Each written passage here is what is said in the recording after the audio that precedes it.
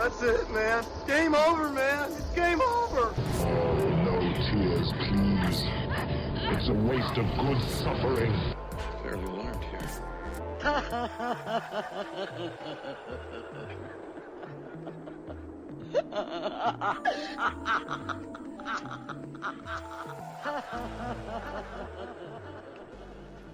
Welcome to MOTN Top 10, also known as Masters of the Nerdiverse Presents Top 10, where we take a look at some of pop culture's most interesting quandaries and count them down until only one remains. I am, of course, your animated feature, also known as Mike G. And back with me on the show is, of course, the Babs Bunny to my Maximilian. What was the name of that character from Tiny Toons? Anywho, it's Tootie Odin. What's going on, Toots? Hello, good sir. How are you? I'm supercalifragilisticexpialidocious. How are you?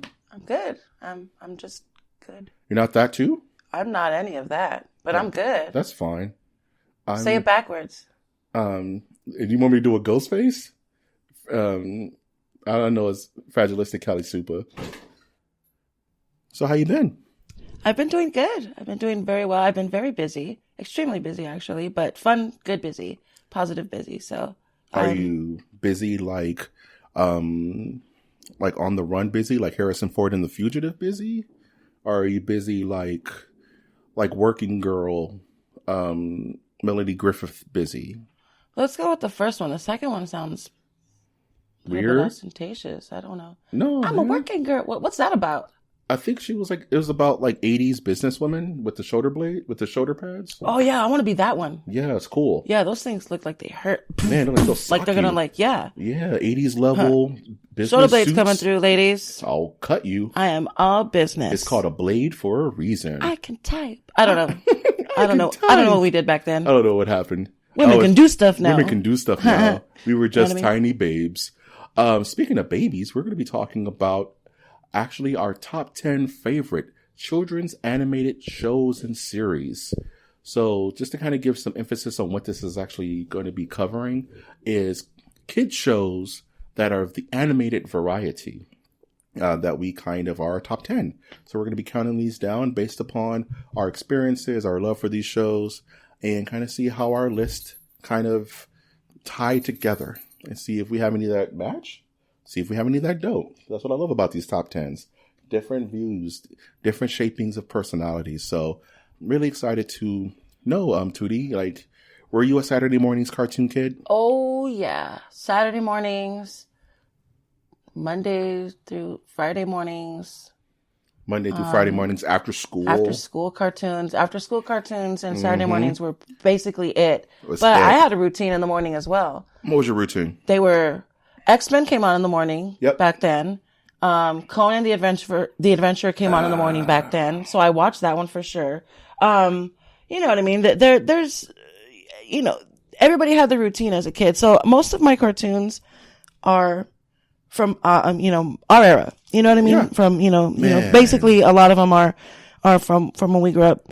Let me think. Let me look. Yeah, mine. I do have a few that are modern day, I suppose, but yeah. So we'll get there. 100%. My routine in the morning was Sailor Moon, then Bananas in Pajamas. Ooh, you watch Channel 5. I watch Channel 13. I was Channel 5 clearly. Kid. I watched both, but yeah, Bananas in Pajamas was by the time shit. Bananas in Pajamas came on. It was time to go to school, and that's when I had to get myself up and walk to elementary school. Cool. So you ready to dive into this list? Yeah, let's get in it, man. Cool, I'm down. Cool. So I was excited. I'm very curious to see what yours is too. So okay. So on that note, I'll start with my number 10. Let's do it. Cool. Got you. 10-4, good buddy. Mm-hmm. Good buddy. Roger. So my number 10 is one of the more recent shows, and it was actually so good and made my top 10 list. And that's 2010's own Cartoon Network's own Adventure Time. Awesome. Very good pick. Yes. I love this start already. Go ahead. Yeah, Adventure Time is one of my favorite cartoon kid shows of all time because it kind of took me by surprise because obviously I was an adult when this kind of came out. Yeah. I didn't grow up with this. This isn't something that was molded my personality, but the quality of the show, the subject matter of the show, the adventures, the through lines, Jake the dog and Finn the human. Jake the dog and Finn the human. I mean, they all tied into this beautifully simple but overly complex story. It's basically kids Rick and Morty. It's kids Rick and Morty, and it reminds me of like a video game in a weird way. It's very choose your own adventure. You're right. Yeah. Well, you know what I mean. They go to these different levels. I always thought that was on purpose. Me too. Yeah. And in every episode is this different adventure, completely different. Yeah. There's standout episodes like the episode where they go to the city of thieves. And everyone's constantly stealing all the time. Yeah, I remember that one. This series has one of my kids are obsessed with the show. Luke, especially. He loves this one. This is great. It has what got me and what always gets me about these kind of shows is the soundtrack. The Rebecca Black, I think is the name of the person who created the show. Oh, cool. Has some of the best music outside of anime. Beautiful. It's all written by her and her team. Mm-hmm. And there's a YouTube playlist of just Adventure Time songs, and I listen to it to fall asleep. Like, it's the best thing in the world. Like, listening to just the characters sing these songs. Marceline the Vampire, Bubblegum Princess, Tree Trunks. I guess I got to get on this because you know me in soundtracks, but I'm not nearly as experienced with them as you are. When we're done with this episode, awesome. We're going to go on YouTube and we're going to listen to the music of Adventure Time. I'm down. And you're going to be catching up with this. I'm down. Yeah, so what's your number 10? Okay, so my number 10 is Tiny Toon Adventures. Ooh, they're wacky, they're loony, to all the getter loony. Yeah. It's cartooning, we're invading your TV. Yeah, those guys. It really was wacky and loony. And all, yeah. Came out in 1990, ended in 1992. I don't know, that's what, 2 or 3 seasons, maybe 2 seasons. Yeah, they were weird back 1990, then. 1992, my God, the 90s. I'm telling you, it's going to be all over this place. Yeah, they're all over my list. The reason why I was really excited to do this list with you is because there's voice acting gods and goddesses amongst the group. These pages here in front of me. Yeah. Tress MacNeille. Yep. Voiced Dot and Babs. Yep. On Tiny Toon Adventures. Babs Bunny. Charlie Adler was Buster Bunny. Joe Lasky was Plucky Duck. Yep. Gail Matias is Shirley the Loon. Remember Shirley the Loon? Shirley the Loon. Yeah. Man. When I started doing the research, I was like, oh shit, I remember Shirley the Loon. So yeah, you know that's a good. I think that's a really good start for a number 10, especially for all basically probably a good chunk of us that are in that time frame. So Tiny Toon Adventures came at a time where the CW, now known back then as WB, was in a state of reinvention, especially with like its cartoons, because now we just reached the age where Looney Tunes was old hat. You know, kids weren't really into Bugs Bunny and Daffy Duck anymore, so they had to have a reinvention of these characters. And the cool thing about this is that Tiny Toons exists in the same quote unquote universe as Looney Tunes, because the teachers of their school were Bugs Bunny, right? We're Daffy Duck, we're Porky Pig. So these kids were just our age. Right. So Hampton and Hampton was my favorite, but yeah, like they were our representation. You know what I mean? And there was some. What was the rich kid's name? Maximilian. Max. That's all the name I was trying to figure out earlier. I can't remember his last name. Oh, that's right. Yeah, that's what you. Yeah. He had a gap tooth, and he was like his dad. He was a rich kid. Yeah, he was a rich kid. Like his dad was like owned part of the company or something. So he was like the villain of the show. Kind of, the bully, maybe. Yeah. What was the skunk's name? Remember there was a skunk. She was a girl skunk. Pepe Le Pew-ish? Yeah, like Pepe Le Pew's daughter or something like that. Like French? Did you know her daughter? Did you know her daughter? You're so silly. I had to do it. But yeah, I don't remember her. But I'm happy you mentioned Tiny Toon Adventures. Yeah. I think that was a good start for my number 10. I mean, hell yeah, it's gonna be on my list. That cartoon was definitely one of the ones that I came home and watched all the time. Now, there's others on my list that definitely was like, move over Tiny Toon Adventures. Yeah, but so just so you know, but it's staying on my list for sure. I have to concur that Tiny Toon Adventures was definitely should have been an honorable mention of mine, and I do have fond memories of it. Cool. So. Awesome. Let's do your number 9. Number 9.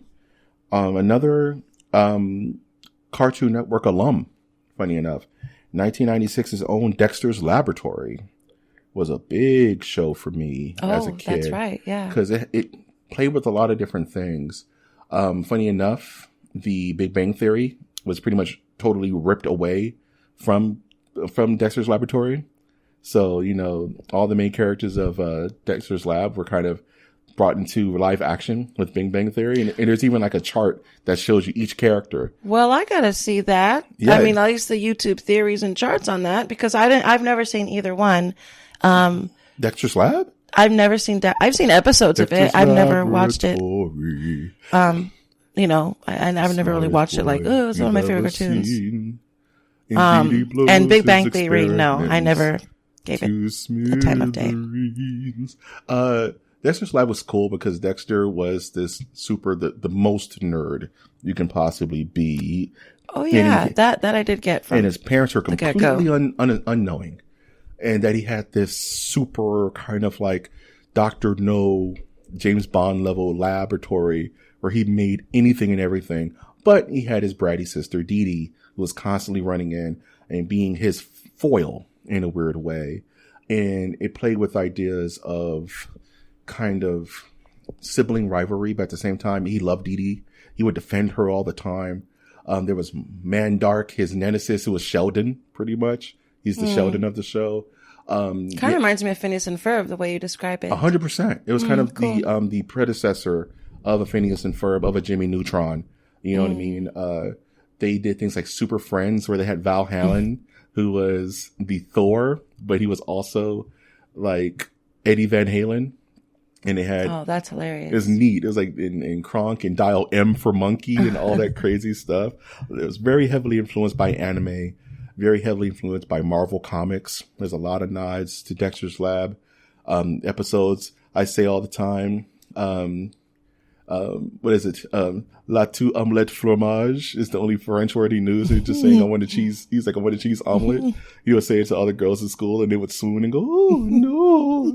And he was supposed to learn all like fluent Is that the French, meme I'm looking at when I see that meme? where he's just whispering into someone's ear? Yeah. That's cute. La two omelette fromage, because Dee Dee came and messed it up. It all makes sense. And all he knew was that word. So yeah, Dexter's Lab definitely has a special place in my heart. Back at that time when Cartoon Network was just getting into its own with Johnny Bravo and Cow and Chicken and all those shows, Powerpuff Girls. But in that, Johnny Bravo was probably one of my favorites. Yes. Oh my God. But of those shows, Dexter's Lab was my favorite. Cool. I love it. Yeah. Good choice. Thank you. Excellent choice. Number 9. Number 9. I'm sorry. It's fine. It's fine. Don't worry about it. We're good. Not going to hurt you. Not going to hurt you. Not going to hurt you. My number 9 is Bobby's World. Ooh, Bobby's World, man. Yeah, I didn't really write down when it came out, vehicle. But it was kind of long running. What was it? 95 to 98? Yeah. Maybe? Surprisingly. Like maybe 4 seasons or something like yeah, that. Surprisingly. Yeah, Bobby's World running. was awesome. Howie Mandel, yes sir. Yeah, yes indeed. Bobby's World. That cartoon was pretty wild. Mm-hmm. You know what I mean? Like it was Gail Matias also was in Bobby's World, really? just like in Tiny Toon Adventures. Yeah, I'm telling you, we grew up in an age. These voice actors are insane. Just insane. This list is going to blow you out of the water. These people, you know, just the work that they've done. Anyway, Bobby's World. Do you remember coming home from school and watching it? Yes, I remember. Yeah, me too. I couldn't wait for it to come on. Bobby's World was on channel 11. With Tasmania, and I remember Tasmania being on around Bobby's World's time. And I kind of catching that double hit. Gosh, I don't remember that one. Remember Tasmania? I don't. I do remember Bobby's World. Hells, yes. Yeah, it was like Taz had his own show with his own family. It was weird. There was I Taz. do remember that. Come to Tasmania. Yeah, that was on Channel 5 though. Was it? Yeah, I think so. Fox and 5 used to bounce shows around. I could be wrong. I'm not. Yeah, you may be right. I'm misremembering that, but yeah, I do remember that theme song now that you sang it. Yeah, man, that's where Bobby's World sits in my brain. How funny! I do remember looking forward to it coming home from school. 100%. Bobby's World he was on that trike. Yeah, always on that tricycle, and the way his voice, like I always try to imitate his voice, and I just couldn't do it. I can't rember it in my brain, but I do have that. It was very high pitch. It was high pitch and a little bit like I can't do it, and a little bit like I don't know, like the dinosaur from Dinosaurs, the little baby. The little baby knocked the mama kind of. Yeah, not the mama could. Yeah, it was. Yeah. Was it Knock the Mama or was it Not the Mama? I think it was saying Not the Mama. I always thought it was Knock the Mama because then he would hit him side to side. Yeah, I think it was Not though. Jeez, did you ever hear about the actual series finale of Dinosaurs? No. How it ended was it was the extinction level event, and all the dinosaurs died. Oh, good. Due to like the asteroid hit and all their food supplies got nuclear wintered. So they just starved to death. They just starved. That was the episode. Oh, good. Okay. Yeah, cartoon show on TGIF. I mean, a kids show, live action puppet TV show. Yeah, they died. They died alone in the dark. I love that show too. How did we not catch that? Did our parents just not let us see it? Did it get banned? I don't. It must have been one of those banned episodes. So I'm just gonna go look for it on YouTube. Look for it on YouTube. It's crazy. Yeah. Like the series finale of Dinosaurs. It's nuts. So now, are we on your number 9 or are we on your number 8? Can we stop doing this? Number 8. Number 8? Always. That joke never ends. Who cares, you guys? We'll fight you. Go. Number 8. Gotta love this show. This show had some of the best animation. It was just one of the coolest shows ever. Disney's own 1994's Gargoyles. Oh, shit. With freaking Keith David. Definitely didn't make my list, but man, good Gargoyles is sick, Gargoyles dude. is the Keith shit. David as Goliath. All of the gargoyles named after Brooklyn cities like Lexington and Bronx was the name of the dog. And one of my favorite cartoon characters of all time was Alexander. What was his name? Xanatos. Yeah, he was the evil Tony Stark. And pretty much the show was about these gargoyles that used to like work with the Knights of the Round Table, but they were frozen in their gargoyle form for decades. Was it that far back in time? Yeah, it was like they were like Knights of the Round Table age, because there was Desmona who was the main character's love interest, but she betrayed them to like the witch Morgana, and she put a spell on all the gargoyles so they would stay in their gargoyle form. And it wasn't until David Xanatos released them into New York City. There were these gargoyles in New York, and they met this Latina character, one of the very first representations of Latinas I remember in TV shows. Now it was I forget her name, but she was cool. She had like dark skin and raven dark hair and a red jacket, and she was like Carmen Sandiego, kinda. Because I think she was probably my first interpretation of a Latina on TV. She was like there, and I don't know if Carmen Sandiego is actually Carmen Sandiego rules. Kind of. And she was like their April O'Neil. In a weird way. Oh, okay. Show had great animation. It was dark. It had serious tones. Yeah, I remember it being really, really kind of not scary, mature, but dark, but entertaining. There were scenes where I don't remember it being scary. They were legit creepy looking, especially like when you would make a Goliath mad, his eyes would glow. Yeah, he had fangs. Yeah, they would do that. It was dark. It was cool. It was like the perfect kids show at the time.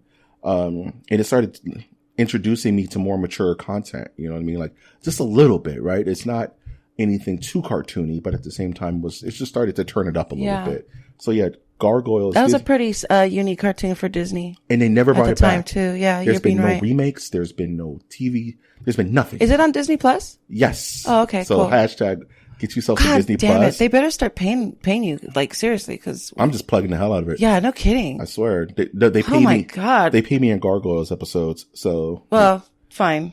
Kinda. Welcome to Disneyland. Bring money. Anywho, are we on your number 8? 8? Yes, sir. So my number 8, one of the best Saturday morning cartoons that ever came out on Saturday mornings. And that would be Recess. Oh, Recess. Was out for 6 seasons. It was out for a lifetime, basically, as a kid. Yeah. 1997 to 2006. Can you imagine? I mean, we were adults by the time it ended. Recess lasted forever. Recess was neat. Isn't that insane? Yeah.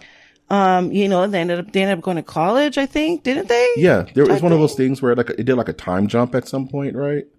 Yeah. They did. I think they did do a time jump. See, Recess was in that same cup as like Kids Next Door to me. Remember Kids Next Door? Where there were these kids, but they were secret agents.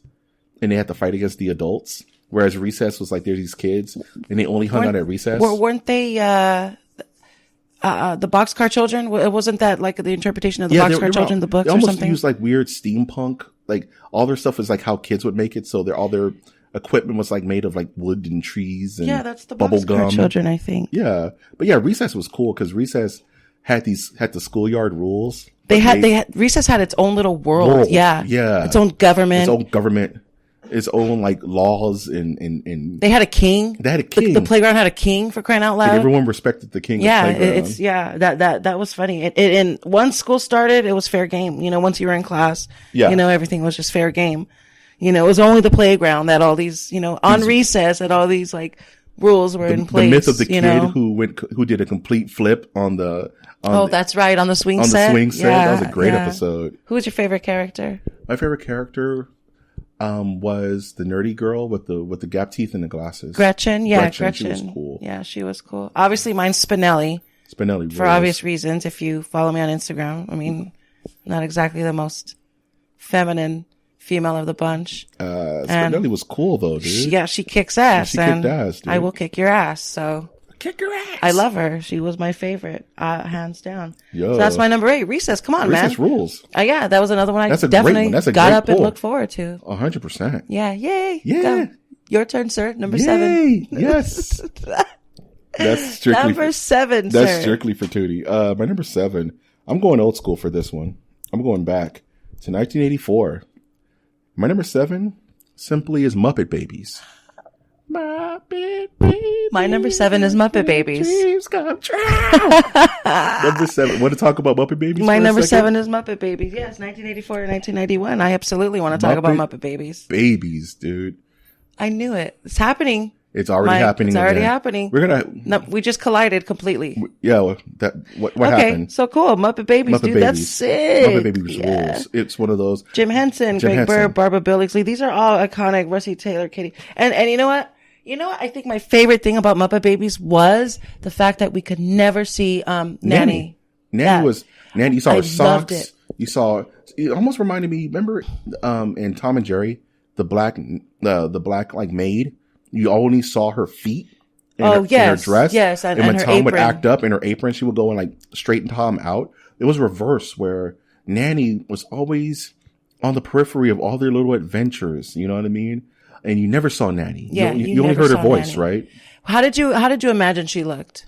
I imagine she looked honestly like the teacher from the Magic School Bus. Okay, I imagine she looked like an older version of what is her name? Of the one in the purple from Scooby Doo? Velma? No, the one in the purple. Daphne. Yeah. An older version of Daphne. That's what I imagine Nanny looked like. That makes sense. And I don't know why I imagine her like this redheaded, really nice, like Nanny, with the, maybe freckle, almost like Wendy from Wendy's. The Wendy's burgers. Oh, okay. I imagine her like Pippi Longstocking. I could see her like that too, yeah. Like really older. Because of the striped socks. Because of the striped socks. Yeah, I can kind of see that too. Give me that vibe that maybe she was like redheaded with maybe with glasses. You know I think my second favorite thing about Muppet Babies is every time they would go on an adventure and they would open the wrong door, they would open it to like an astronaut on the moon floating, or they would open it to like the French Revolution. Yeah, they'll open it up. This war happening. To like a black and white shot of like dinosaurs. Like or a Charlie Chaplin movie. And like it was just crazy. Like this random. You want to know a simple thing why I loved Muppet Babies? Because at the end you saw Spider-Man and it went deek. Oh, that's right. Yes. I was like, because as a kid, I was like, he did the webs. He did the webs, and he's like this silver Spider-Man. That's right. Why was that? I have no idea. Why was that? I need to look into that more. It was just Spider-Man that said "Eek." It was a side. It had to be production something from Jim Henson. I'm assuming, Must have been. I never knew. And Spider-Man was in an episode actually of Muppet Babies. Yes, yeah, he was. He did it. Everybody gets one. Mike, that's what I was about to say. Yeah, isn't that why Family Guy does that? Yeah, because of his Muppet that? Babies cameo. Yeah. All right, who's your favorite Muppet Baby? There is a wrong answer. Let me think. I don't think I have a favorite. You know why I'm going to say my favorite is Gonzo? Because he's the only toy that I had as a kid that I remember cherishing. My favorite was between Gonzo and Fozzie Bear. But Fozzie's my favorite Muppet. I had all the toys, but I think Gonzo for some reason was the one I cherished the most. Gonzo was cool because Gonzo was the inventive one. He almost reminded me of the Daffy Duck. He was the adventurer. He was the adventurer. Yeah, for sure. He would always come up with plans, and they would. Kermit was always, "Come on, guys!" Like he was always like the Kermit, a little bit half apprehensive, a little bit. She was always the boss. She was always bossy. Yeah, even as a baby, she was always a boss. Yeah, but Fozzie Bear was always kind of like my pseudo favorite because he was always trying to crack jokes and waka waka and all that good stuff.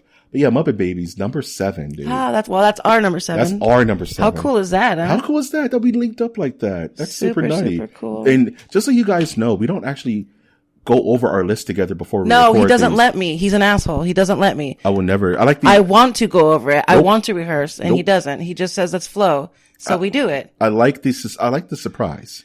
I do too. As soon as we get there, I suppose it's worth the wait. But yeah, this is just crazy. This is just crazy. So who wants to do a number 6? You want to do yours? Or you want me to do mine? Rochambeau for number 6. I'll do my number 6. Are you sure? Sure, why not? Let's do it. Let's do my it. number 6, another Disney classic. Funny enough, 1991's Darkwing Duck. Oh, okay. Was a cool. huge, Good for you. huge show. Yeah, it was a boy Out show. of smoking, he I remember it, champion but I didn't watch it that right. much. Oh, keep going. Sneaks about the shadows. You know all the songs. Darkwing owns the night. Oh, man, don't get me started on Darkwing Hello, Duck. YouTube. I know, right? YouTube. You can take this down if you want. Darkwing Duck was one of those shows where it was a superhero show. It was Disney's answer for Batman, for the Shadow. It called so many, it called to so much comic books. Darkwing Duck was a hero of night. The cool thing about Darkwing Duck is that Launchpad was actually, this is the very first I remember crossover. Launchpad. Yeah. Because Launchpad He was his from DuckTales. DuckTales, yeah. You know? Can I tell you something weird? Yeah.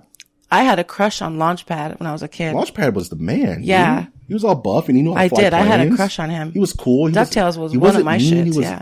Gosling. He hung out with kids. Like, he was really He cool was with really kids cool. and He was stuff. cool with everybody. I don't know what that means, but Hey, he was, and I was little like, yeah. tooty short pants, you know.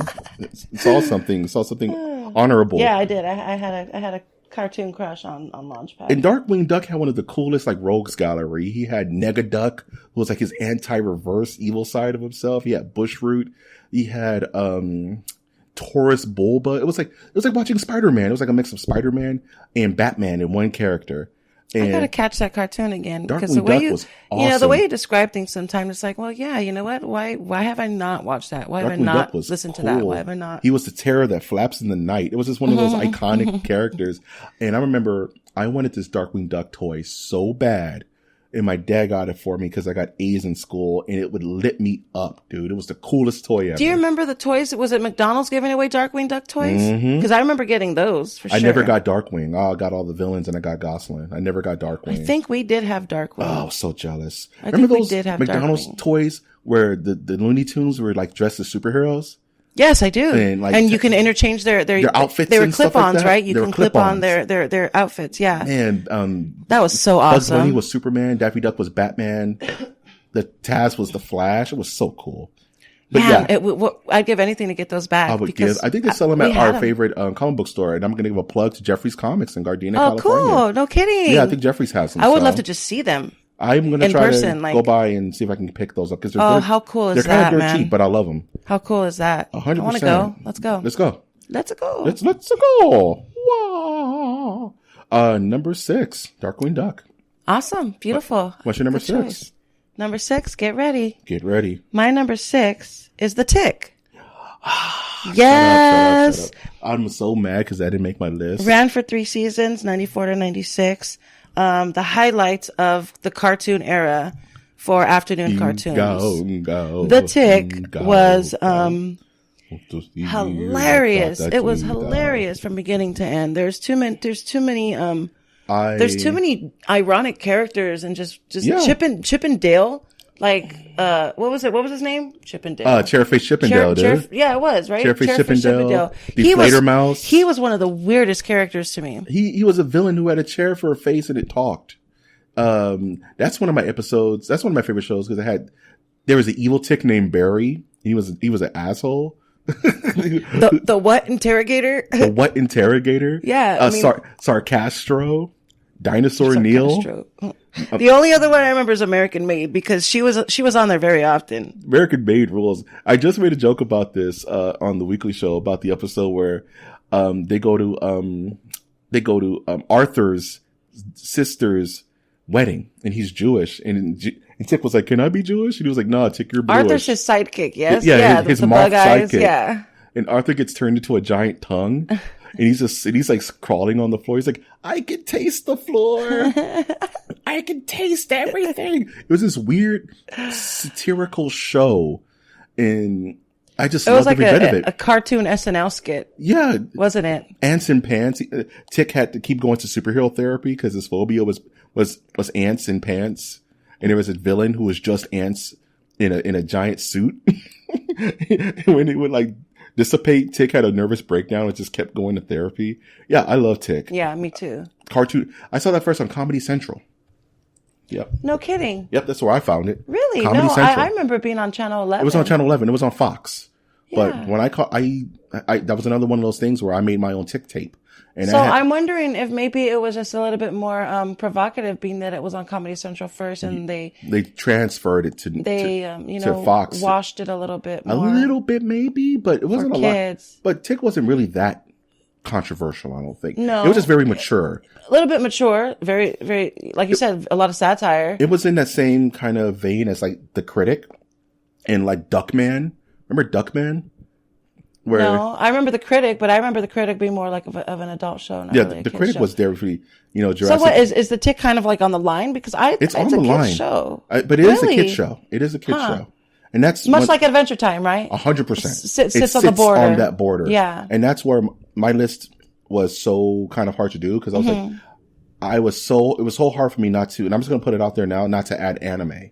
Because I want it to be kids show. Yeah, okay. I mean? Wow, yeah. Well, of course, yeah. I didn't put any anime either, but yeah, wow. I didn't even think that you would have to even consider that. Yeah, I had to consider but you're right, yeah. Like children's television, right? Yeah, for sure. Absolutely. So good stuff. Nice. Number 5. My number 5, OG classic. What kid my age at this time didn't love this show?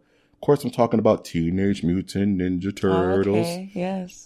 1987, Turtle Power. I mean, the Ninja Turtles is just a section of my life. It's like a good 5 years, 7 years of my life. And iconic, and it doesn't age because it doesn't age one bit. My boys have a piece of their heart belongs to the Ninja Turtles as well. Ninja Turtles were so simple, but so perfect that these 4 turtles, all with different personalities, so you can glue yourself onto any one of them and it can reflect you. Are you really brainy and really smart? Are you goofy and playful? Are you more serious and want to get things done?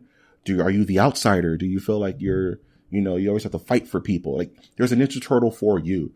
And it was a show that came out at a time when I was super young, super impressionable. And I was like, Leonardo's the best. Don't at me. He's the best turtle. I will fight you with 2 swords. Ninja Turtles was so cool. You got to fight Shredder. And this was around when the movie came out. And the movie was the best thing ever because we had the TV show with the cartoon, and then the live action Turtles movie came out. And that was just it. You couldn't tell me anything. The Turtles were the coolest thing on the planet. I will finish what I began with your ear. And he has to fight Splinter and the Technodrome and Rocksteady and Bebop and Pizza and skateboards and video games. The Turtles were just a movement at the time. I think the best thing I liked about the Ninja Turtles back then was being able to play April O'Neil. April O'Neil was when we cool. played Pretend. Yes. When we played Pretend Ninja Turtles, I was always April O'Neil. When we were kids. I'm always April O'Neil. When we were kids, and I remember we would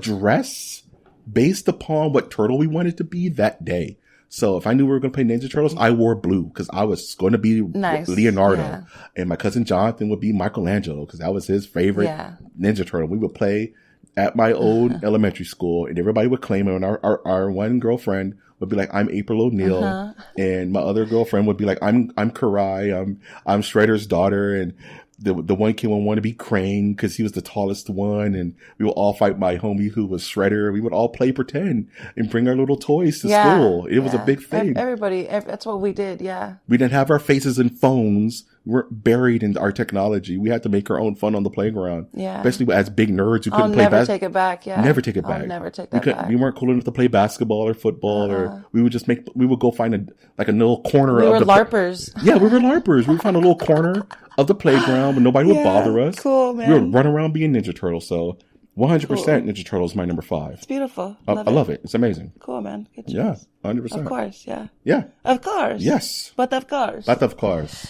Cool. What's your number 5? My number 5 is Rocco's Modern Life. Ooh, Rocco's 92 to 96. Rocco's it Modern ran Life. for 4 seasons. That was a mature show. That was, okay, first, voiceover god, actor, great actor, in and out. Carlos Alarcuri.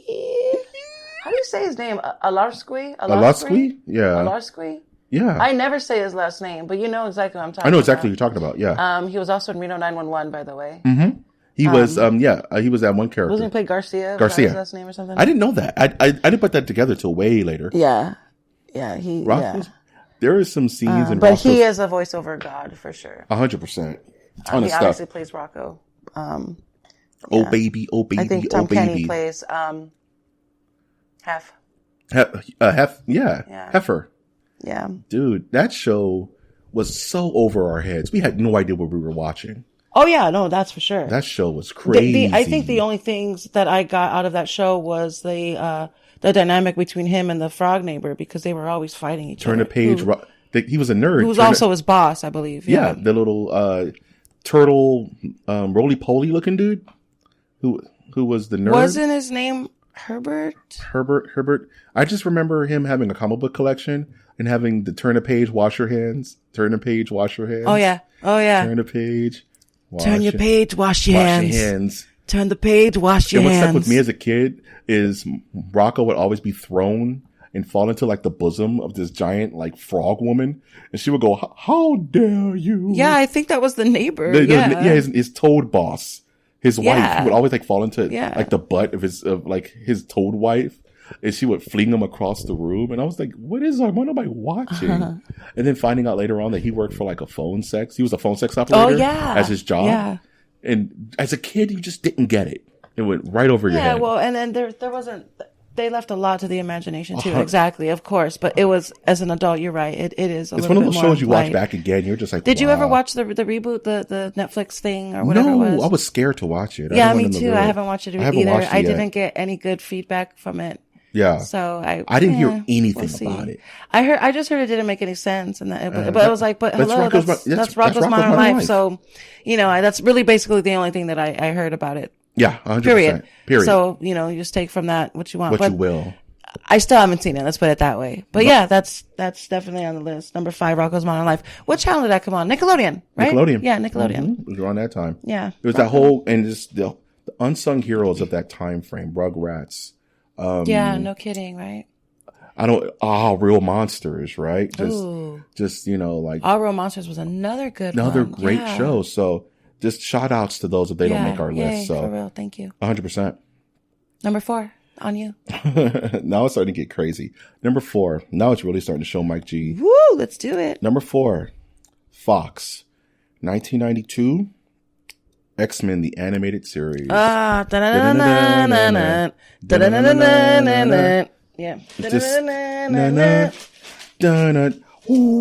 Yeah, cool. The best, dude. Yeah. I mean, how can it it didn't make my list, but sweet. How can it not make my list? It's one of the most iconic comic book cartoons ever. It's X-Men, the animated series. The first episode is an episode where an X-Men dies on screen and the Beast is put in jail. I remember being a kid and asking my dad, "So Dad, when's Beast getting out of jail? They should let him out." I was real bummed out. My dad was like, "Later, keep watching, son. I'm sure they'll let him out." It took like your dad's mind was probably blown away that cartoon was even. It was crazy. Wow, how cool is that? They killed Morph. A Sentinel blew Morph's back out like Homeboy in South Central when he was trying to hop the gate. But Morph died on screen. Wolverine was screaming, crying. Good the Lord. X-Men had to run away in retreat. Didn't that come on in the mornings? In the mornings. Like 6 in the morning? Yeah. They obtained Beast, one of the most known X-Men of all time. And it was just one of those things where it was too much for a kid, man. Yeah, no kidding. Those shows were mature, but they were so cool. Like, how do you think we survived shows like that? What kind of hide did it? It made us, I think it subliminally made us tough. Yeah. It made us more understanding of the world we were living in at the time. But are we tough mean? Or are we tough wise? I think we're tough smart. I think it educated us way faster than, let's say, H.R. Huff and stuff would have. You know what I mean? We're taking on content matter that was beyond where we should have been. Like there was a love triangle between Cyclops, Wolverine, and Jean Grey that my little brain had to wrap my head around. There was an episode where it was Cyclops and Jean Grey's wedding. And everybody went to the wedding but Wolverine, because he was salty, because he loved Jean Grey. So what he did is he went into the danger room and turned it on 1,000 and almost killed himself because he needed to fight through the rage of knowing that the girl he loved was marrying the other guy. He was marrying the Chad. He was marrying the football player, and he never had a chance. So Wolverine turned it up on 11. Cameos abound. He was fighting Mr. Sinister, the Sentinels, Omega Red, Magneto, Sabretooth, all at the same time in the danger room. And when everybody came back from the wedding, the danger room was destroyed and Wolverine was half dead. He almost killed himself in his jealous rage. Good Lord, because he couldn't take that the girl that he never told he loved got married, and he never got to say anything. It's too late.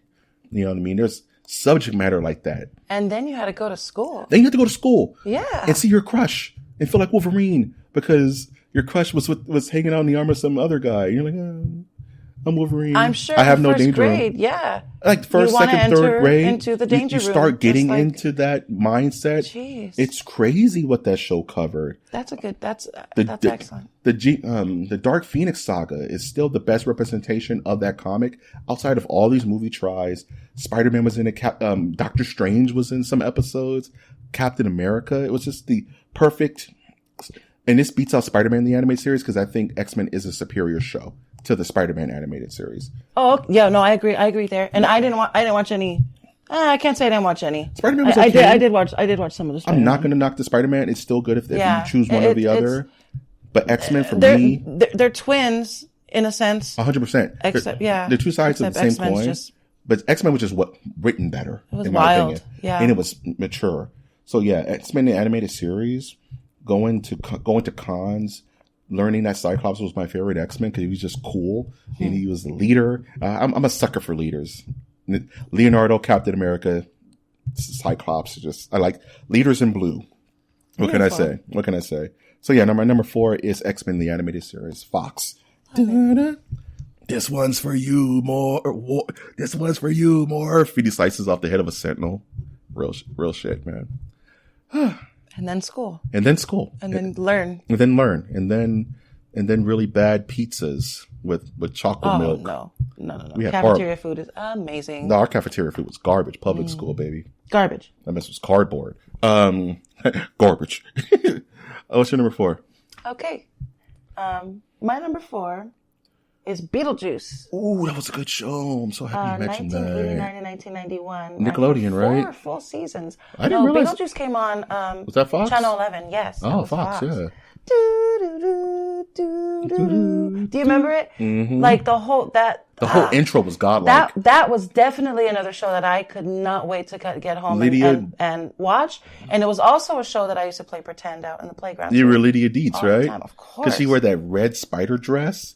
And how that show came on, I remember, was so iconic because it was Beetlejuice snapping his finger and his black and white suit would like become the scene and it would flow. And it would turn into bats and it would he would be like dead in the shot and you see like bugs crawling in and out of his face and he would just wake up. It was so cool. Yeah. It was awesome. Beetlejuice ruled. And they always went on the stupidest adventures and they were always, Beetlejuice was always wanting to do something dumb and she was always the one trying to stop him. Trying to stop him or slow him down silly, a little bit. Silly things and antics, right? The parents were pretty oblivious. As always. I think the parents knew that he did exist, but she was not allowed to see him, so they always had to work around the parents. Yep. Finding out that he was around, hiding him in the room literally, and making him poof out of nowhere into, like you said, the sandworms, right where they are and stuff. So yeah.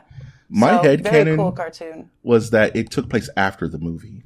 Yes. You know what I'm saying? Absolutely, yeah. It banished him that one time after the movie and everybody got comfortable in the house. But, this takes place after. Yeah, hell yeah. It takes place after the movie for sure. And if you ask me, I think Lydia's dead. I believe it. Yeah, I think she's dead. Because she's more in line with... And of course the parents can see her because they can see Beetlejuice too. Because they can see Beetlejuice too. Right, I think Lydia's dead. Just like they got, after a time, they got to be able to see the Deets as well. Yeah, because they're alive. Yeah. Yeah. Hashtag watch Beetlejuice, the movie with Michael Keaton. If you've never seen it, Gina Davis, Alec Baldwin. MOTN movie review? Ooh. Oh, shit. Oh, snap. Okay. You just heard it here first. MOTN reviews Beetlejuice with Winona Ryder.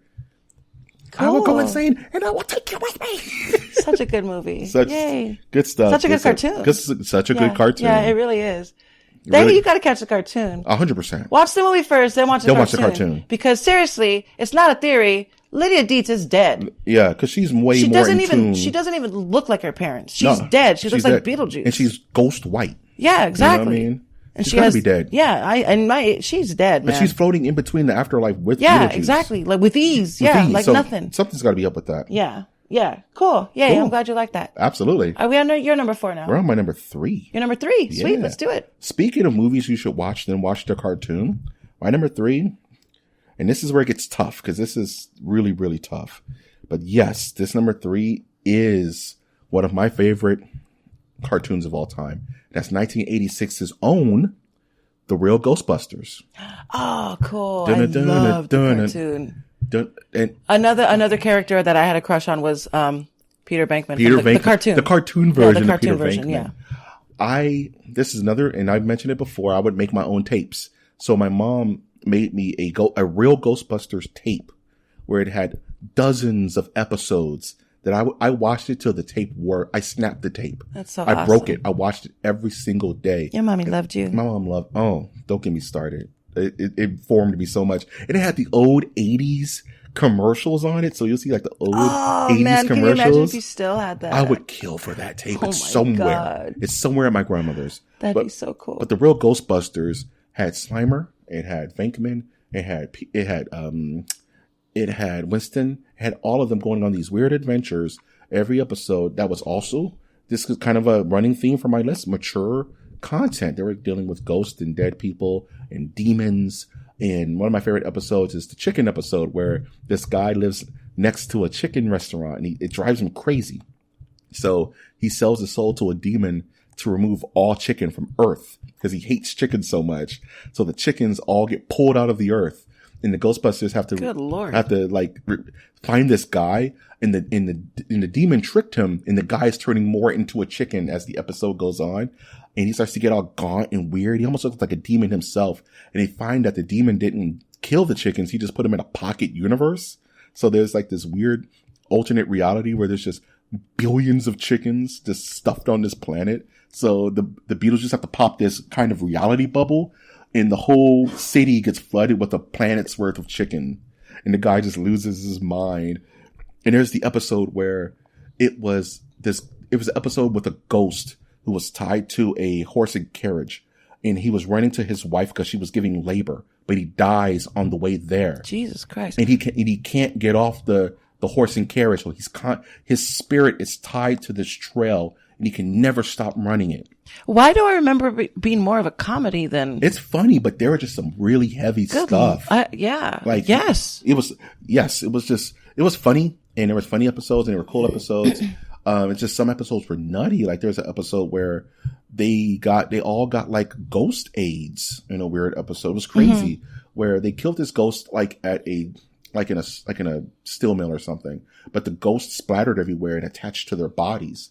And the ghost started polluting their bodies. So ghost the Ghostbusters, AIDS. yeah. So the Ghostbusters had to go to the hospital, and these fleshy masses were just growing all over them and killing them in a weird way.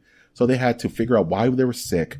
These masses kept growing, and they had to pretty much do like a biopsy of the Ghostbusters. It was a very heavy episode. Good Lord. And these episodes would constantly run. More like ghost cancer in a way, not necessarily ghost What channel AIDS. was it on again? Channel 5, right? Oh, Ghostbusters back in the 80s? Oh man, like Channel 13. Channel 2, Channel 4? It was like on KTTV. You think so? I thought it was maybe on the more popular channels. That was on KCLP. It was on Channel 13. Oh, it was Channel 13. That's California Cats. KCLP before it became what's Channel 13? UPN? UPN. Before it's not it became UPN now anymore, no, it's something is else it? now. I haven't watched TV in a while. Yeah, same here. But yeah, The Real Ghostbusters with all those episodes, they're all great. I definitely recommend rewatching those. And watch Ghostbusters, the movie. Don't watch number 2, because Ghostbusters 2 is up in the air. Watch Ghostbusters, then watch. Wait, I like number 2. Gonna have to take control. Oh. I like number 2 a lot, Okay, fine. actually. Okay, watch number 2 as well. Yeah. I'll take it. I'll allow it. What's your number 3? Cool. My number 3 is, this cartoon actually was not only a cartoon for me. It was something that me and my cousins always quoted all the time because it was just silly. It kind of helps me be me. I still quote it to this day. I don't think I've ever stopped. Also, one of my favorite video games of all time came from this cartoon. Interesting. Yes, sir. This cartoon is Ren and Stimpy. Ren and Stimpy. 1991 to 1996. It ran for 5 seasons. It didn't make my list because I wasn't sure if it was a children's show. It came on Nickelodeon. Fair enough. Yeah. If anything rode that line, it's Ren and Stimpy. Oh yeah, absolutely. Ren and Boogers and dead teeth. Varicose veins. Remember? Varicose veins. Remember that song? Whiz on the electric fence. Yeah. Remember Log? Remember Log? Remember Space Madness? Happy Joy, man. Yeah. Remember Powdered Toast? The character Powdered Toast. Yeah. Man. Yes, sir. Billy West, the great Billy West. Billy West plays Stimpy. John Krifalewski plays Ren. What's his name? Krifalewski. The most disturbing I hate that I don't write ever. nice. Oh, Dummy. man. Also, Mark Hamill. Mark Hamill. Who was he in? Who was he in? He played a character called Mr. Noggin, who I had to look up. Ah, snap. Yes, Mark Hamill was in Ren and Stimpy. Interesting. I didn't know shit. Beautiful, right? Beautiful, man. This cartoon also had a video game on the Sega Genesis. Yep. And if you never played it, you gotta check it out on YouTube. At least do that, the gameplay, cause it's so hilarious and so fun.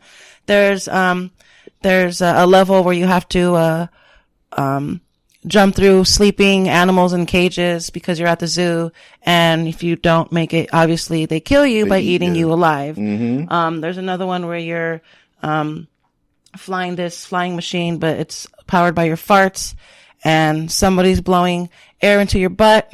No, Stimpy's blowing air into your butt, and you're Ren, and you're pedaling, and as you're pedaling, you're farting. And it's just that those video game levels are just simple examples of what the cartoon was altogether. It was disgusting.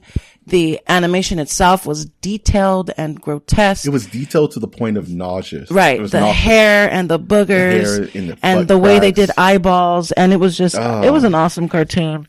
And it didn't leave very much to the imagination at all. In a good way. And if you ask me, I loved it. 100%. I mean, it's my number 3. It's such a great cartoon. I told him I'd shoot, but they didn't believe me. But they didn't believe me. Why did they believe me? It's definitely one of those. Crazy, dude. That's gonna stick with you forever if you watch it. If you've watched it. Ren and Stimpy, man. Ren and Stimpy. That's definitely one of my honorable mentions, so I can't knock it. Cool. You're number 2. We're in it. We're in it to win it. Let's do it. We're getting nerdy now. Number 2, I'm not gonna tap dance around this one. 1985, Thundercats. Okay. Da-da-da. Feel the magic. I don't remember shit about Thundercats. Thundercats are loose. Da-da. Thunder, thunder, thunder, Thundercats.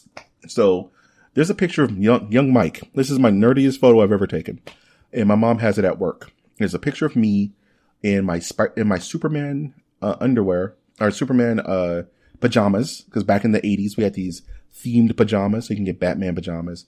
I had Superman pajamas with the Velcro cape, and I'm doing the Sword of Omens Thundercat symbol in front of my face because I was Lino, and you couldn't tell me any different.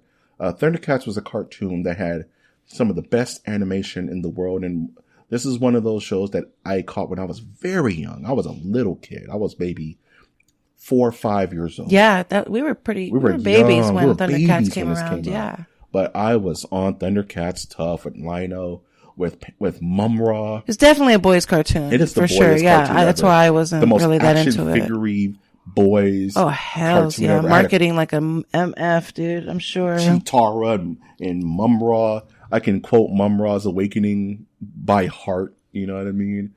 The animation was sick. It was just the coolest thing. Like, there was 3 primary cartoons at the time that molded you, and none of these answers are wrong. And it was Thundercats, it was Transformers, G.I. Joe. There's 3 different kinds of kids. Yeah, for sure. There's a Thundercats kid, there's a G.I. Joe kid, and there's a Transformers kid. That makes absolute sense. None of them are wrong. Like I love Transformers. Transformers rules. Not really a G.I. Joe kid, but it was Thundercats, and my buddy was a Transformers guy. You couldn't tell him nothing. Cars and Megatron and all that. But no, I was Thundercats all the way. With Panthro, he was voiced by the guy from Cosby Show. He was one of the quote unquote black characters on Thundercats. Wile Cat and Wile Kid.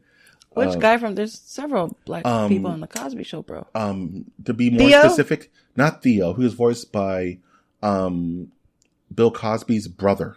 Remember the light-skinned dude with the salt and pepper hair, like his brother? I can't remember his name. It's really tall, wasn't it? Really tall. Wore the same sweaters. They wore the same sweaters? I think so. Kinda. He also wore Cosby sweaters. A Cosby sweater. For my high fidelity fans out there. But yeah, Thundercats is my number 2 most influential favorite children's cartoon of all time. I'm not gonna say go back and watch Thundercats episodes because they don't really stand up that well. Honestly, I'm sure they're attached. It's attached to you as number 2 because of the memories, the memories and nostalgia, the nostalgia attached to 100%. It. Yeah, and that I'm not going to front. This choice is fueled by nostalgia. Why it's so high on my list. But yeah, Thundercats rules. Beautiful. Yep. So what's your number 2? Okay. So my number 2 and my number 1 fought all the way till the very end. Yep. Very end. This is really hard for me to actually do. I almost want to literally go switch them right now, but I can't. So my number 2 is definitely one of my favorite cartoons. Jesus, definitely one of my favorite cartoons of all time. And that is Batman, the Animated Series. Came out in 92 to 95. I know I just messed something up for you. I know for a fact I did. I know it, but it's okay. We'll talk about that soon. Well, we could talk about it now, honestly. Let's hash it out because I'm not going to lie. My number 1 is Batman the Animated Series. Of course it is. I told you they fought neck and neck. I told you. Number 1. My God, let's Mike. Talk about Batman the Animated Series. Please, let's do it. Let's do it. It technically only ran for 2 seasons, but then it became Batman. 92 to 95 was its length of time. It's chopped up in 3 different series. It really is. It's different. It's Batman the Animated Series, and I only count the first 2 seasons. Yeah, same. Then it becomes Batman and Robin Adventures. And then it becomes the New Adventures of Batman and Robin. Oh, okay. And that was when it transferred. Where does Batman Beyond stand there? Batman Beyond was right after was before the New Adventures, in between Batman and Robin, because that's when Batman changed from Fox to WB. When WB bought. Oh, okay. Bought WB. Yeah, makes sense. Yeah. So Batman Beyond is in between, but Batman the Animated Series came out in a time where this was before X-Men. Before the serious cartoon, before Spider-Man, and it was, and I did a lot of research on the show because I love it so much. Me too. And just the origins of this series was heavily influenced by the 1989 Batman. They wanted something fresh and something different, so they gave the directors and creators carte blanche to develop their own style of Batman, because this is during a time where everything was getting darker and edgier. If you ask me, this cartoon is the direct influence to the dark movies that we had come out a few years ago with Christopher Nolan. This Batman the Animated Series, in my opinion, is the definitive interpretation of this character. There's nothing better. Yeah, I agree. There's no movie. There's nothing better. Yeah. There's no other cartoon. You can't refine Batman any more than this. This is a fine-tuned Batman. This is why Batman's my favorite character. Same. 100%. Because of this show. Because of this cartoon. Show. Yes. Because this is one of those things. I remember. This was like our X-Files, our Twilight Zone. This was our Twilight Zone. This was our X-Files. I was at Frankensons, City of Industry. Again, whoop whoop. Whoop whoop. Shout out to Frankensons. Beautiful. And me and my dad got to watch the series premiere of this series months before everybody saw it. I remember we watched the Cat's Claw episode, and it aired out of order because technically the first episode of Batman the Animated Series is On Leather Wings, which is the Man-Bat episode. But we saw the Red Claw episode with Catwoman. And I remember just being blown away by the animation, by the seriousness. Mm-hmm. Batman was scary. Batman was tough. The animation was so hard to get through at first. It was so dark. The animation was so dark. All dark. All dark. And that's because when they drew it on black paper. Yeah. And colored on it. Yeah. Can you imagine? So everything had this God, heavy, that's so fucking brilliant. darkness to it. Yeah. Mark Hamill as the Joker. I mean, is the definitive literally Joker. the elephant in the room that I've been waiting to talk about since we started talking about this. So yeah. Mark Hamill. Can we, out of nowhere, because originally the voice actor was supposed to be Tim Curry. Did you know that? Oh my God, that would have been just as good. Tim if you Curry, asked me, but they thought Mark Hamill. They thought Tim Curry's voice was too scary. Really? Yep. And my God. The very first episode of what does he sound like then? It's funny. The very first episode of the Joker's introduction, I think it was the smiling fish episode. There is a puppet. The laughing fish. The laughing fish. That's my favorite episode, by the way. 100%. It scares the shit out of me. Good catch. You know the part where there's this Jack in the Box and it's laughing? Yeah. Yes. That's Tim Curry. Oh my God. That's his Joker that they saved. Gave me goosebumps. So if you want to hear what the Joker sounds like, it's Tim Curry. That split second is Tim Curry doing his Joker. The whole episode had to be because Mark Hamill is terrifying as Joker himself. That's what I'm saying. But I don't know. It's kind of like one of those serendipitous things. Oh my God. They were like, I didn't know that, but that was scary. That was chilling, dude. And Mark Hamill had no. I want to go back and watch it again because the laughing fish is so good. Joker's introduction, Mark Hamill.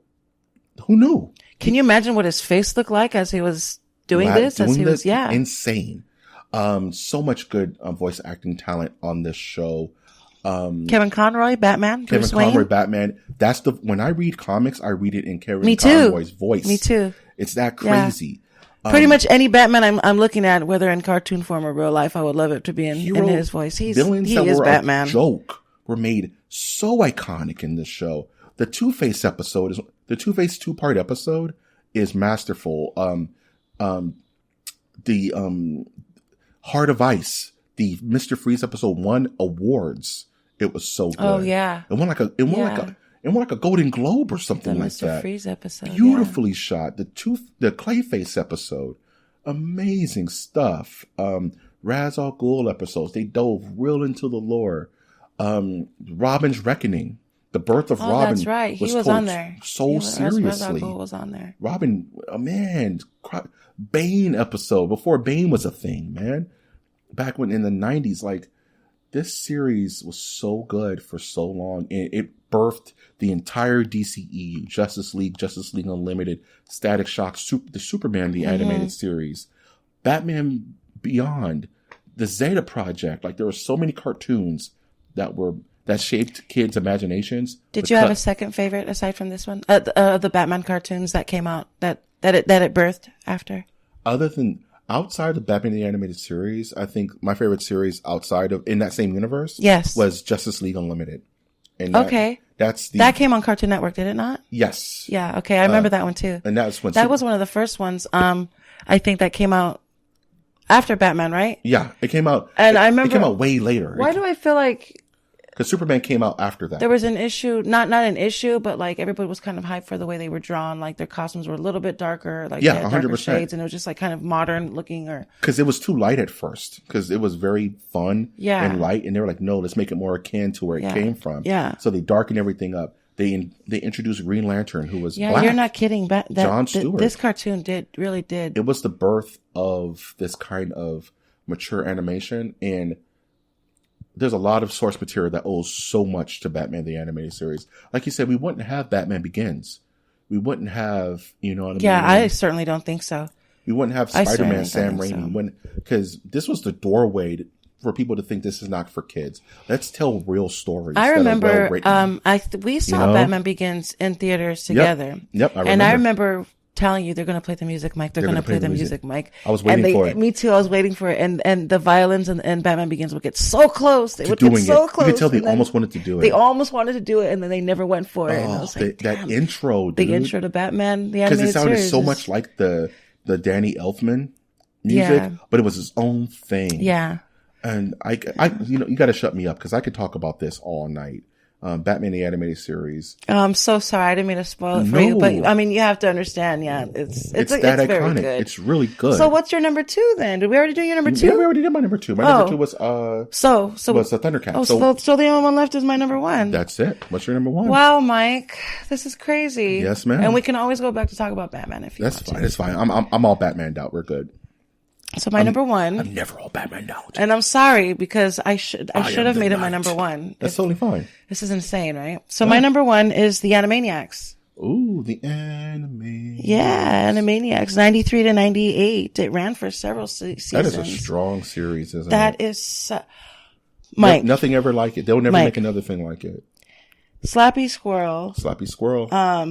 Pinky and the Brain. Randy Beeman, the Randy Beeman kid. Good idea, bad idea. Good idea, bad idea. Mindy, Chicken Boo. He wears a disguise to look like human guys. He wears a disguise to look like human guys, but he's not a man. He's a chicken boo. The Rita best. and Runt.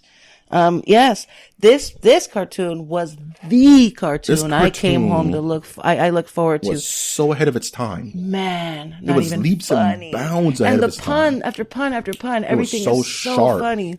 And it had little skits that were for the everyone. Beethoven episode. Don't you understand? I am a pianist. You're a what? You're a what? A pianist.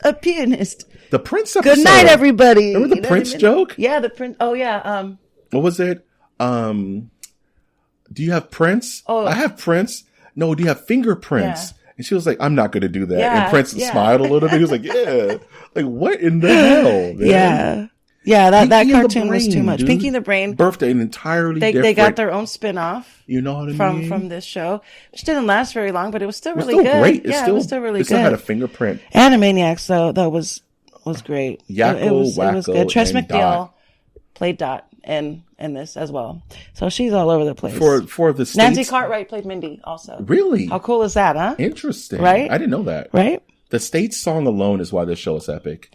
Where he ran through yes, the States. that's another one of my favorites. The country song was it the country song? It's the States. No, you were right. Yeah, okay. You were right. Ambalania is one of my other favorites. Remember their what's it called? Their national anthem? Yeah, Ambalania. Was just Ambalania over and over. And they sung it in different like octaves and stuff, and it was this big flag. Yeah, that's it. It was just, that's all it was. It looked all like propaganda. Ambalania. It's so dumb. Potty Emergency was probably another one of my favorites. I have a potty emergency. Yeah, so good. That was such a good cartoon, man. I mean, it's definitely was gonna be on the list. Definitely somewhere, right? Rita and Runt were speaking of definitely were Rain Man.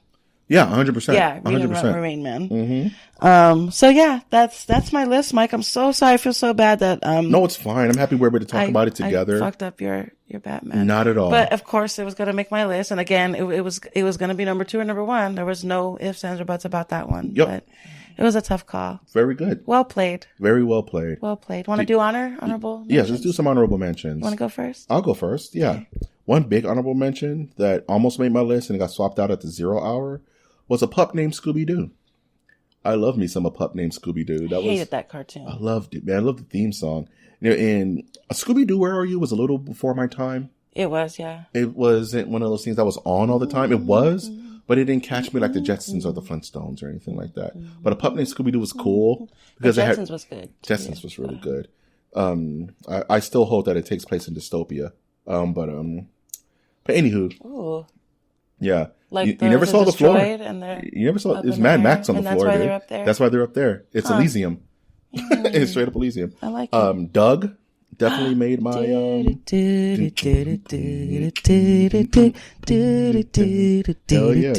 What was his bully's name? Roger? Yes. Roger. Yeah. Killer Tofu Man. All day. Patty Mayonnaise. Patty Man. I had the hugest crush on Patty Man. What was his best friend name? Skeeter? Skeeter was black, dude. Beep, beep. Skeeter was black? Skeeter was black. Go get it, Skeeter. Get it, Skeeter. Ren and Stimpy, of course, made my honorable mentions. Oh, nice. All Our Monsters made my honorable mentions. Cool. Voltron made my honorable mention. Love me some Voltron rules. In the Flintstones. I had a very short list. Why do you call yourselves Voltron? Because we connect. Because I'll form the head. Because it's super badass. Because it's super badass. Awesome. Yeah, that was a pretty short list, actually. I'm kind of surprised. It was harder for me. I don't know. This list was harder to make for me. Because there was some. It was easy for me. I only had a handful of cartoons that I watch, and I think they're on the list. So. Same here. Funny enough. I was like trying to think which one stood out. There was 5 stood out and 5 I had to think about. You know what I mean? So what's your honorable mention? Mine list is short too. So my honorables are Adventure Time. Nice. Yes, Jake the dog. Finn the Human. We have to listen to that tonight.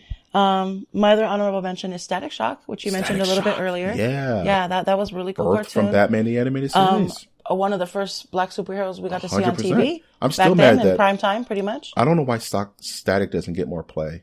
Yeah, I agree. Wasn't dreadfully- it rumored like 2 or 3 years ago that he was going to come around? He was supposed to come back. He was supposed to be in like Injustice 2, like a video game, but they switched him out for Black Lightning, which was fine. But I wish it was Static. Yeah, me too. Static Yeah, rules. I was a pretty big Dreadlock fan of his Black back Kid. then. Didn't see that. Yeah, that Dreadlock often. Black Kid, exactly. I mean, pretty cool. Ahead of Very its neat. time just a little bit. 100%. Next would be Gravity Falls. Gravity Falls. Pretty cool little conspiracy show, if you ask me, for kids. I Yeah, like it. I never They got get to into think out of it, the box. But so. people swear by it. Yeah, it's pretty cool. Yeah. It's practically a religion, if you ask me. Gravity Falls. Bet, Pretty yeah. cool cartoon. And my last one would be Vic and Valentino, which is a brand new cartoon on Cartoon Network. Not brand new, I guess. Mm-hmm. And it's really just on there because it's a cartoon about Latino boys. Nice. And it's probably one of the first ones I've seen. That's so cool. I kind of hope it sticks around for a little bit. Nice. So yeah, it's not necessarily an honorable mention, as in like I watch it and it's one of my favorite cartoons. Not even close. It's just I just thought it was kind of cool that it's even in existence. So yeah. Now, before we close this out, these were amazing lists. I think we both did an amazing job, kind of encapsulating our childhoods with kind of our viewing and kind of how it molded us. Having kids, Tootie. Do you feel that the modern cartoon, the modern kids, Saturday mornings, unfortunately got killed by the O.J. Simpson trial? Yeah. But, it's different now. There's instant access. Kids can watch these cartoons 24 hours a day. Do you still feel that these quote unquote Saturday morning cartoons have impact on not just children, but do you see that impact on your children? Are they tied into them as much as you were as a kid? I can tell you that, for example, I was able to find just randomly one day, I found the DVD of the Batman, the animated series at Walmart, which we do not have anymore now, but I bet if we dig through another Walmart bin, we would find it again or something. Yep. They loved it. The same goes for Beetlejuice. I looked up on that. So those cartoons are still around. So, there's a handful. I think Tiny Toon Adventures is another one that you can dig around and it's there. Yep.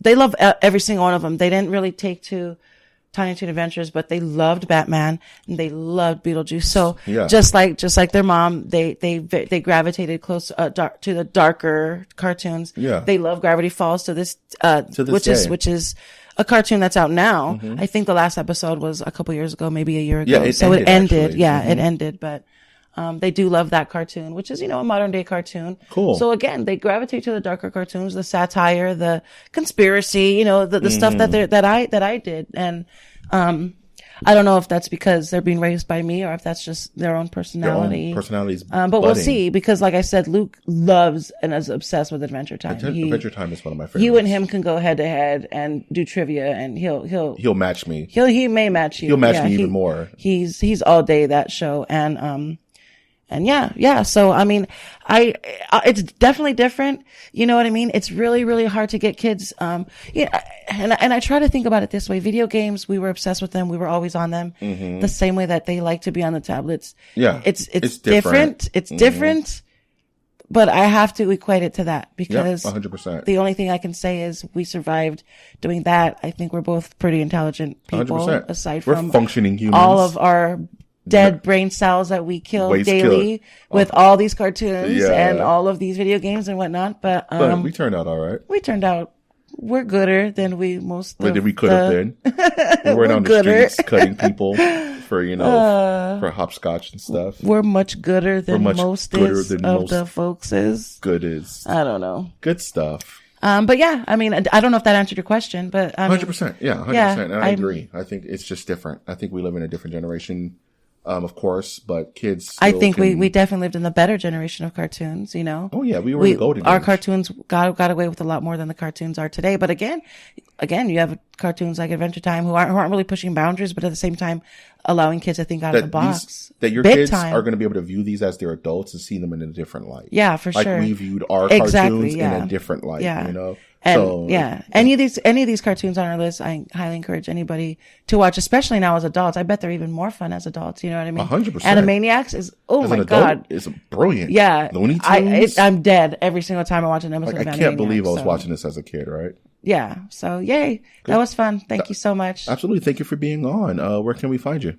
You can find me anywhere and everywhere at Tootie Oh My Hero. That's TOOTI Oh My Hero. And again, that's everywhere. That's everywhere. You look under a rock, Tootie's there. Like, what's up? Boo. Boo. Haunted house. Boo, son. Boo, son. All right. I'm gonna scare you, thun. If you like this content, want to support it monetarily, you can always do so via our Patreon, which is patreon.com/MOTN. And if you stick $1 into our machine, it will spit out a box of MOTNOs, which is our patented cereal that doesn't include razor sharp metal O's that may cause gastrointestinal issues. Where's that from?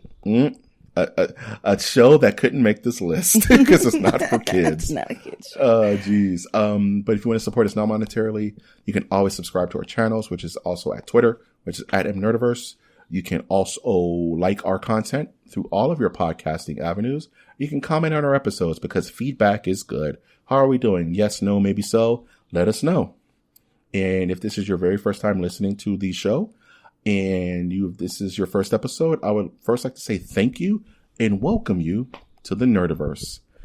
I've, of course, been your host, Mike G, and I will always ask you to look towards the skies, look towards the skies.